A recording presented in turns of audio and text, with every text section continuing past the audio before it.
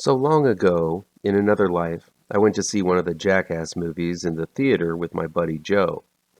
We got about 10 minutes into the movie until he ran out of the theater to the bathroom where he proceeded to barf all over the place. It was the shaky cam. It triggered his motion sickness, and then, uh-oh, SpaghettiOs.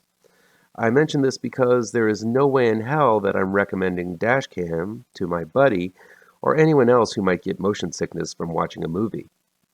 Let's discuss.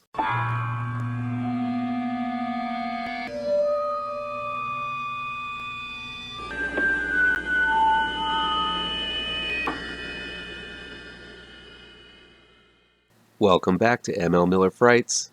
I'm ML Miller.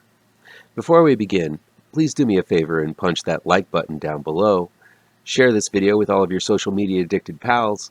Click subscribe to this channel and ring that bell for notifications. DASHCAM is new on demand and digital download from Blumhouse Productions and Momentum Pictures. It's directed by Rob Savage and written by Rob Savage, Gemma Hurley, and Jed Shepard. Rob Savage tapped into the zeitgeist during the pandemic when he made his Zoom horror film, Host. While everyone was trapped at home, learning how to communicate online and attempting to get on with their lives, Host exploited that in the best way, turning a simple Zoom call into a nightmare. After the surprise success of Host, people were tripping over themselves to sign Savage up to make a movie for them. Blumhouse won, and DASHCAM is the result. Could lightning strike twice for Savage?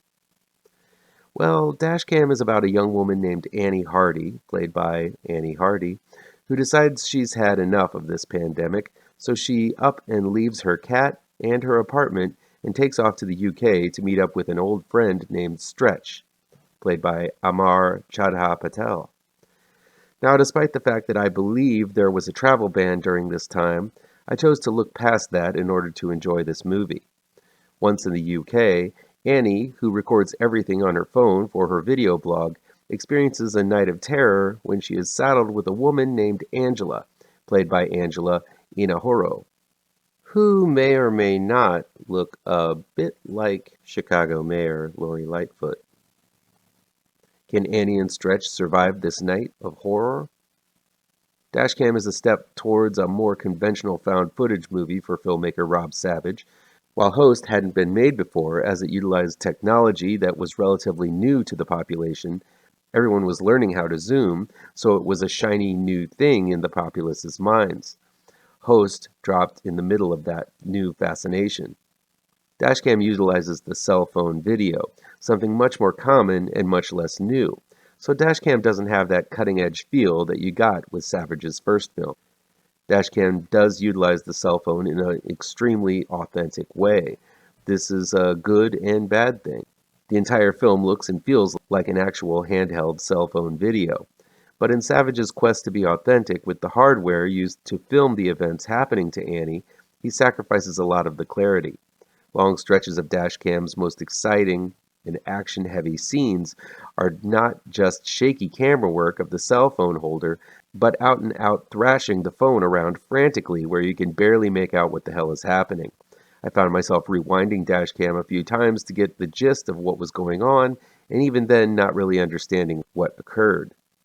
So while the footage looks like it was filmed on a cell phone, the simple fact that you can't hold a phone still while screaming, running, and falling down gets in the way of telling a cohesive story. DASHCAM is a fast-paced story from pretty much the beginning to end. A lot of that has to do with the very kinetic movements of the holder of the camera and the hyperactive actions of the lead. Once the horror starts, it comes in increasingly devastating waves. This action is damn intense. It's in your face. It's loud and destructive, even though sometimes you don't know exactly what the hell is happening. From about the 20-minute point on, there's hardly any time to catch your breath. It's a horror roller coaster where you don't know if there are even tracks in front of you over the hill. There's a genuine feel of danger and suspense with some gnarly and disturbing imagery happening to and around our protagonists. I definitely felt an adrenaline rush watching this movie, mainly because you simply don't know what horrors you're going to encounter next. DASHCAM is very much a thrill-a-second style film that leaves you gasping for breath by the end and numerous times throughout. That said, I had to address the annoying elephant in the room. A little bit of actress Annie Hardy goes a long way. Unfortunately, the entire film centers on her. Annie is a quote-unquote musician who makes up freestyle raps while she drives and interacts with people. While sometimes these raps are quite clever and funny, at first at least, the longer she does it, the more shrill and annoying it gets. While I'm not the pearl-clutching type, I also think that swearing and over-the-top raunchy talk covers up a lack of vocabulary and creativity. For some reason, Annie loves talking about prolapsed anuses, her own vagina, the size of people's penises, and so on. It's funny once, maybe twice, but then it gets old extremely quickly. Turns out Annie is a complete piece of shit. She's rude to everyone she meets. She's self-centered to the point where she infringes on other people's privacy and personal space. She starts fights with everyone she meets, including her best friend Stretch.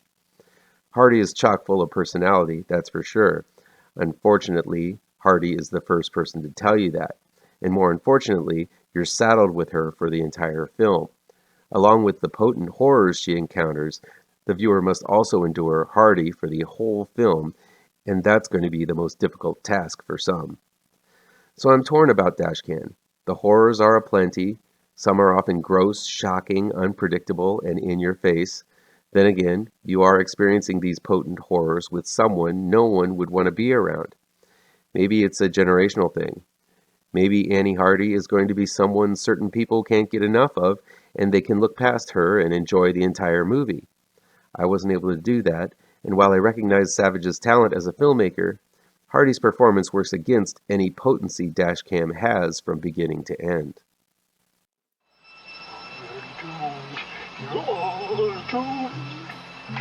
You're doomed